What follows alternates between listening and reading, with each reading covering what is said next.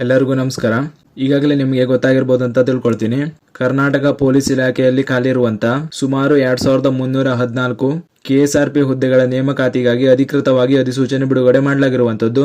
ಈ ಒಂದು ನೇಮಕಾತಿಗೆ ಅರ್ಜಿ ಸಲ್ಲಿಸಲು ಪ್ರಾರಂಭಿಕ ದಿನಾಂಕ ಇಂದು ಅಂದ್ರೆ ಜುಲೈ 13, 2026 ಆಗಿರ್ತದೆ.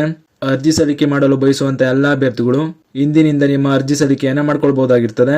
ಅರ್ಜಿ ಸಲ್ಲಿಸಲು ಬಯಸುವಂತ ಎಲ್ಲಾ ಅಭ್ಯರ್ಥಿಗಳು ನಿಮ್ಮ ಅರ್ಜಿ ಸಲ್ಲಿಕೆ ಮಾಡೋಕ್ಕಿಂತ ಮುಂಚೆ ಒಮ್ಮೆ ನೀವು ಈ ನೇಮಕಾತಿಯಲ್ಲಿ ಖಾಲಿ ಇರುವಂತಹ ಹುದ್ದೆಗಳ ವರ್ಗೀಕರಣದ ಮಾಹಿತಿಯನ್ನ ನೋಡ್ಕೊಳ್ಳಿ.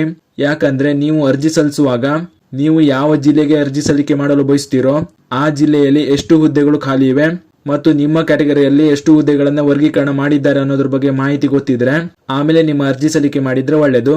ಆದ್ದರಿಂದ ಈ ವಿಡಿಯೋದಲ್ಲಿ ಈ ಒಂದು ನೇಮಕಾತಿಯಲ್ಲಿ ಖಾಲಿರುವಂತಹ ಹುದ್ದೆಗಳ ವರ್ಗೀಕರಣದ ಮಾಹಿತಿಯನ್ನ ತಿಳಿಸ್ಕೊಡ್ತಾ ಇದ್ದೀನಿ. ವಿಡಿಯೋನ ಪೂರ್ತಿ ನೋಡಿ ವರ್ಗೀಕರಣದ ಮಾಹಿತಿಯನ್ನ ನೋಡ್ಕೊಳ್ಳಿ.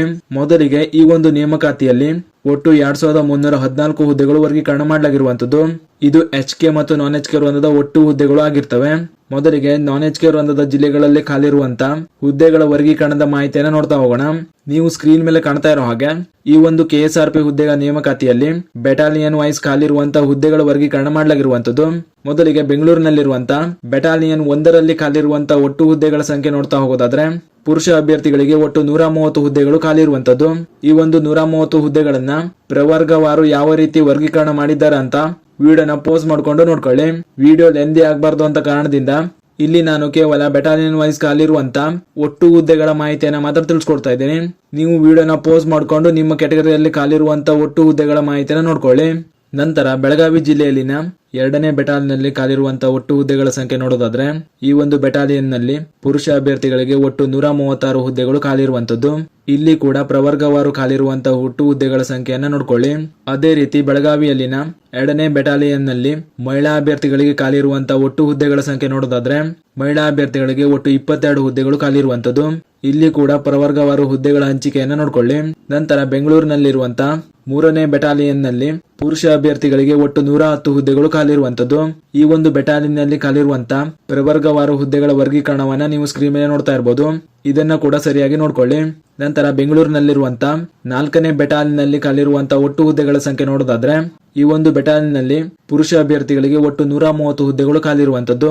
ಇಲ್ಲಿ ಕೂಡ ಪ್ರವರ್ಗವಾರು ಹುದ್ದೆಗಳ ವರ್ಗೀಕರಣದ ಮಾಹಿತಿಯನ್ನು ನೋಡ್ಕೊಳ್ಳಿ. ಅದೇ ರೀತಿ 4ನೇ ಬೆಟಾಲಿಯನ್ ನಲ್ಲಿ ಮಹಿಳಾ ಅಭ್ಯರ್ಥಿಗಳಿಗೆ ಒಟ್ಟು 27 ಹುದ್ದೆಗಳು ಖಾಲಿರುವಂತದ್ದು. ಇದನ್ನ ಕೂಡ ನೋಡ್ಕೊಳ್ಳಿ.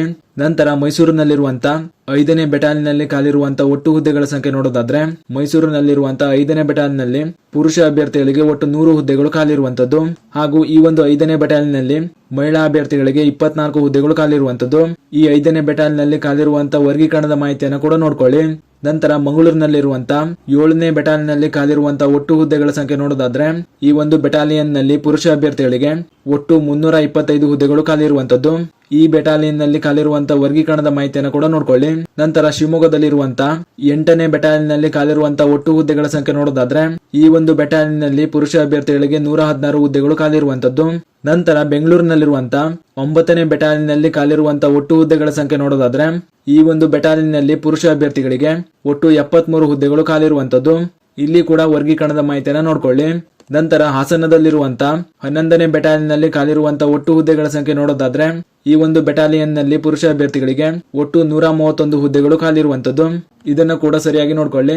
ನಂತರ ಕೊನೆಯದಾಗಿ ತುಮಕೂರಿನಲ್ಲಿರುವಂತ 12ನೇ ಬೆಟಾಲಿಯನ್ ನಲ್ಲಿ ಖಾಲಿರುವಂತ ಒಟ್ಟು ಹುದ್ದೆಗಳ ಸಂಖ್ಯೆ ನೋಡೋದಾದ್ರೆ ಈ ಒಂದು ಬೆಟಾಲಿಯನ್ ನಲ್ಲಿ ಪುರುಷ ಅಭ್ಯರ್ಥಿಗಳಿಗೆ ಒಟ್ಟು 131 ಹುದ್ದೆಗಳು ಖಾಲಿರುವಂತದ್ದು.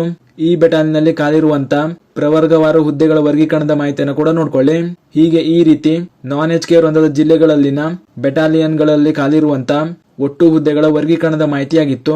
ಈ ಮಾಹಿತಿಯನ್ನು ನೋಡಿಕೊಂಡು ನೀವು ಯಾವ ಬೆಟಾಲಿಯನ್ ನಲ್ಲಿ ಅರ್ಜಿ ಸಲ್ಲಿಕೆ ಮಾಡಲು ಬಯಸ್ತೀರೋ ಹಾಗೂ ನಿಮಗೆ ಬೇಕಾಗಿರುವಂತಹ ಬೆಟಾಲಿಯನ್ಗೆ ಅರ್ಜಿಯನ್ನು ಸಲ್ಲಿಕೆ ಮಾಡ್ಕೊಳ್ಳಿ. ನಂತರ ಕಲ್ಯಾಣ ಕರ್ನಾಟಕ ಜಿಲ್ಲೆಗಳಲ್ಲಿನ ಬೆಟಾಲಿಯನ್ ಗಳಲ್ಲಿ ಖಾಲಿರುವಂತಹ ಒಟ್ಟು ಹುದ್ದೆಗಳ ವರ್ಗೀಕರಣದ ಮಾಹಿತಿಯನ್ನು ನೋಡ್ತಾ ಹೋಗೋದಾದ್ರೆ ಮೊದಲಿಗೆ ಬೆಂಗಳೂರಿನಲ್ಲಿರುವಂತ ಬೆಟಾಲಿಯನ್ 1ರಲ್ಲಿ ಖಾಲಿರುವಂತಹ ಒಟ್ಟು ಹುದ್ದೆಗಳ ಸಂಖ್ಯೆ ನೋಡೋದಾದ್ರೆ ಈ ಒಂದು ಬೆಟಾಲಿಯನ್ ನಲ್ಲಿ ಪುರುಷ ಅಭ್ಯರ್ಥಿಗಳಿಗೆ ಒಟ್ಟು 32 ಹುದ್ದೆಗಳು ಖಾಲಿರುವಂತದ್ದು.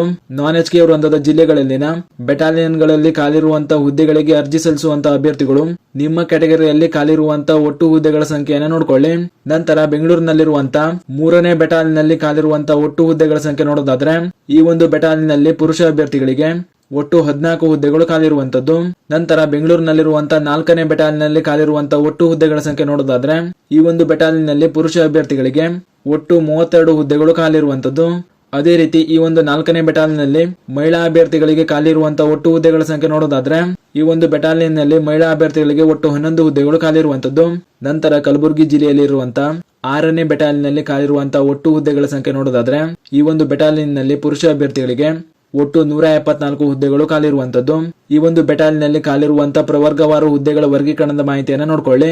ಅದೇ ರೀತಿ ಈ ಒಂದು 6ನೇ ಬೆಟಾಲಿಯನ್ನಲ್ಲಿ ಮಹಿಳಾ ಅಭ್ಯರ್ಥಿಗಳಿಗೆ ಖಾಲಿರುವಂತಹ ಒಟ್ಟು ಹುದ್ದೆಗಳ ಸಂಖ್ಯೆ ನೋಡೋದಾದ್ರೆ ಮಹಿಳಾ ಅಭ್ಯರ್ಥಿಗಳಿಗೆ ಒಟ್ಟು 39 ಹುದ್ದೆಗಳು ಖಾಲಿರುವಂತದ್ದು. ಅರ್ಜಿ ಸಲ್ಲಿಸುವಂತ ಮಹಿಳಾ ಅಭ್ಯರ್ಥಿಗಳು ಇದನ್ನ ಸರಿಯಾಗಿ ನೋಡ್ಕೊಳ್ಳಿ.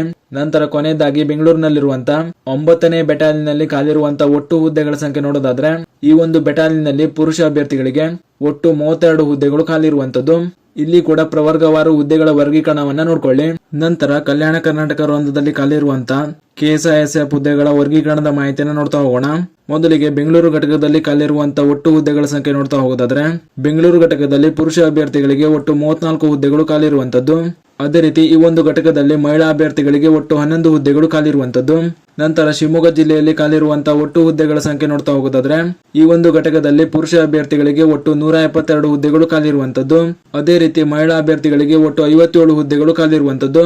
ನಂತರ ಧಾರವಾಡ ಘಟಕದಲ್ಲಿ ಖಾಲಿರುವಂತಹ ಒಟ್ಟು ಹುದ್ದೆಗಳ ಸಂಖ್ಯೆ ನೋಡ್ತಾ ಹೋಗೋದಾದ್ರೆ ಈ ಒಂದು ಘಟಕದಲ್ಲಿ ಪುರುಷ ಅಭ್ಯರ್ಥಿಗಳಿಗೆ ಒಟ್ಟು 68 ಹುದ್ದೆಗಳು ಖಾಲಿರುವಂತದ್ದು ಹಾಗೂ ಮಹಿಳಾ ಅಭ್ಯರ್ಥಿಗಳಿಗೆ ಒಟ್ಟು 22 ಹುದ್ದೆಗಳು ಖಾಲಿರುವಂತದ್ದು. ಹೀಗೆ ಕಲ್ಯಾಣ ಕರ್ನಾಟಕ ವೃಂದದಲ್ಲಿ ಖಾಲಿರುವಂತಹ ಕೆಎಸ್ಐಎಸ್ಎಫ್ ಹುದ್ದೆಗಳನ್ನ ಈ ರೀತಿ ವರ್ಗೀಕರಣ ಮಾಡಲಾಗಿರುವಂತದ್ದು. ನಂತರ ಕಲ್ಯಾಣ ಕರ್ನಾಟಕ ವೃಂದದಲ್ಲಿ ಖಾಲಿರುವಂತಹ ಐಆರ್ಬಿ ಹುದ್ದೆಗಳ ವರ್ಗೀಕರಣದ ಮಾಹಿತಿಯನ್ನು ನೋಡ್ತಾ ಹೋಗೋದಾದ್ರೆ ಭಾರತ ಮೀಸಲು ಪಡೆ ಮುನಿರಾಬಾದ್ ನಲ್ಲಿ ಪುರುಷ ಅಭ್ಯರ್ಥಿಗಳಿಗೆ ಖಾಲಿರುವಂತಹ 161 ಹುದ್ದೆಗಳನ್ನ ವರ್ಗೀಕರಣ ಮಾಡಲಾಗಿರುವಂತದ್ದು. ಈ ಹುದ್ದೆಯಲ್ಲಿ ಪ್ರವರ್ಗವಾರು ವರ್ಗೀಕರಣವನ್ನ ಯಾವ ರೀತಿ ಮಾಡಿದ್ದಾರೆ ಅಂತ ಸ್ಕ್ರೀನ್ ಮೇಲೆ ನೋಡ್ತಾ ಇರಬಹುದು. ಹೀಗೆ ಈ ರೀತಿ ಕಲ್ಯಾಣ ಕರ್ನಾಟಕ ವೃಂದದ ಜಿಲ್ಲೆಗಳಲ್ಲಿನ ಬೆಟಾಲಿಯನ್ಗಳಲ್ಲಿ ಖಾಲಿರುವಂತಹ ಒಟ್ಟು ಹುದ್ದೆಗಳ ವರ್ಗೀಕರಣದ ಮಾಹಿತಿಯಾಗಿತ್ತು. ಕಲ್ಯಾಣ ಕರ್ನಾಟಕ ಜಿಲ್ಲೆಗಳಲ್ಲಿ ಹಂಚಿಕೆ ಮಾಡಿರುವಂತಹ ಹುದ್ದೆಗಳಿಗೆ ಅರ್ಜಿ ಸಲ್ಲಿಸುವಂತಹ ಅಭ್ಯರ್ಥಿಗಳು ಈ ಮಾಹಿತಿಯನ್ನು ಒಮ್ಮೆ ನೋಡಿಕೊಂಡು ಆಮೇಲೆ ನಿಮ್ಮ ಅರ್ಜಿಯನ್ನು ಸಲ್ಲಿಕೆ ಮಾಡಿಕೊಳ್ಳಿ.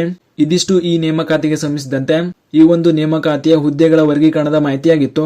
ಈ ಮಾಹಿತಿಯನ್ನ ಅರ್ಜಿ ಸಲ್ಲಿಸಲು ಬಯಸುವಂತ ನಿಮ್ಮ ಸ್ನೇಹಿತರು ಶೇರ್ ಮಾಡಿ, ಅವರು ಕೂಡ ತಿಳಿಸಿ.